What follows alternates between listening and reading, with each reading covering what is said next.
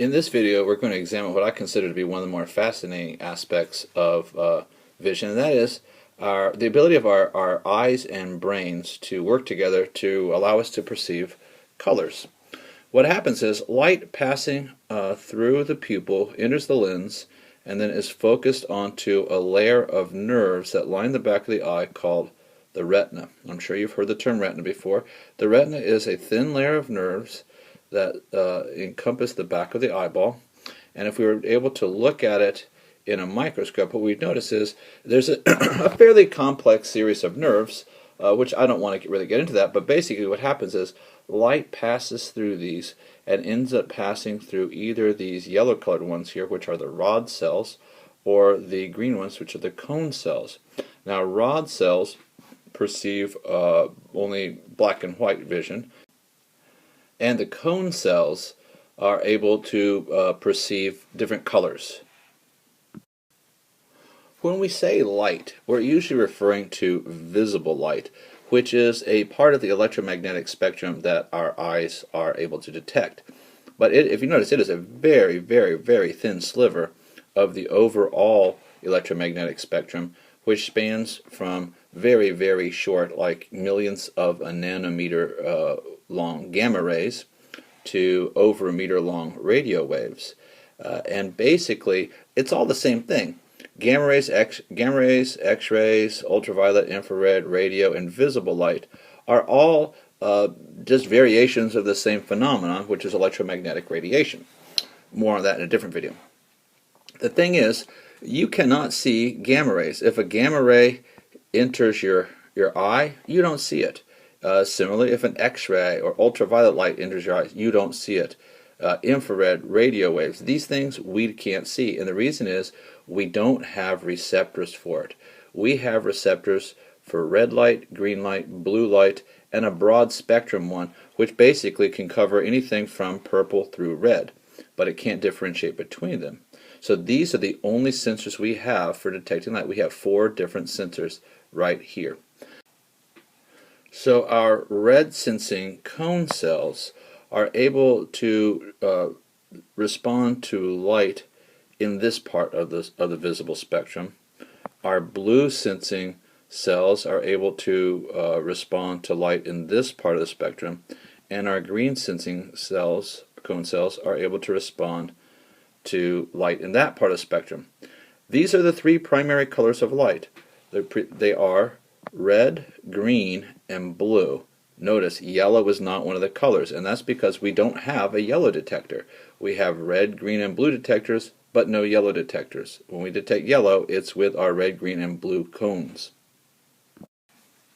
So if red light was to enter our eyes, what would happen is the only one of our nerves that would be stimulated would be our red cone cells and our rod cells. Now our rod cell can't tell that the light is red, it just knows that it's part of the visible spectrum and that light is present.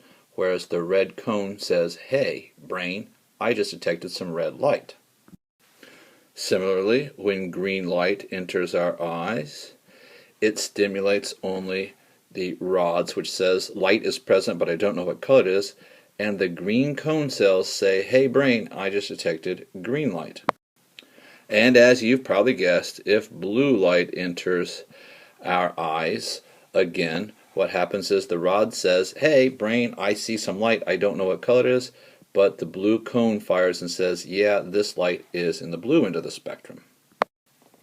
But what happens if yellow light enters our eyes? Well, if yellow light enters our eyes, if you'll notice, it lands in this overlap region where both our red and green cells are able to detect it. So if it is perfectly yellow, what happens is our red cones and our green cones are equally likely to fire in response to it, and our brain paints it yellow even though we don't have any yellow detectors to notice it. It's basically a combination of red and green in equal abundance that tells our brain to paint that flower yellow. And what if orange light enters our eyes? Once again, you'll see that orange lands in a region that both the red and the greens are able to detect, but the red is more able to detect it. So what happens is The green fires a little bit, the red fires a lot more, and your brain then says, oh, it must be more in the red region than it is in the green region. I'm going to paint that flower orange. Now, you might have heard of people being colorblind, or perhaps you yourself are colorblind. I'd like to explain how that works. Color blindness is usually the result of a genetic defect of the X chromosome, which means, guys, it affects males more than females, that results in one of the different cone cells not having formed or forming in smaller abundance than normal. And one consequence of that is, for instance, a common one is people are born without any red cones. So therefore what happens is when red light enters their eyes, they basically have to pick it up with their green, and so they have a difficult time differentiating between reds and oranges and yellows. Similarly, people could have an absent green cone, which makes it difficult to perceive things in this part of the spectrum, or people are missing blue cones. That's a fairly rare one, and that one actually affects girls as well. And basically, these people will have a difficult time perceiving differences in colors in this part of the spectrum. This shows us what happens when we mix colors. So what we have here is this blue light is focused in the central part of where our blue cones perceive it. So this is basically the primary blue color. The primary red color, when you look here, only your red cones are stimulated, and when you look here, only your green ones are stimulated. But when you look here, what happens is your red and green ones are stimulated equally, and so your brain sees yellow.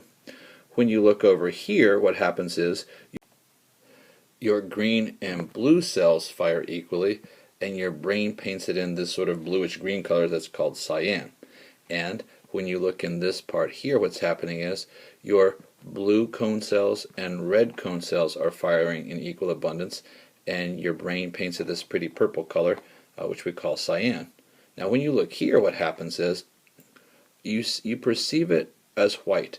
White is what happens when your red, let's try that again, when your reds, greens, and blues all fire in equal abundance, your brain paints it in as white.